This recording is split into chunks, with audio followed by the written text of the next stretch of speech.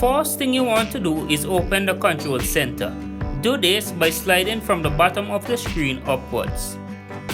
Then you should see this icon. Tap on it and the screen record will begin in 3 seconds.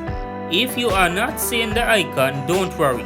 Watch till the end so I can show you how to enable it. Now that you are recording, close the control center and maneuver to whatever you want it to record. After you are finished, open the control center and tap on the icon again to stop the recording. The recording will automatically save to photos.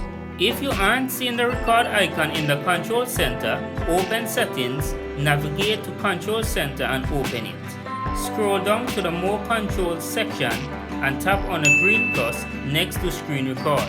Now exit and open your control center. The icon should be there. If this video was helpful, please hit that like button. Thanks for watching.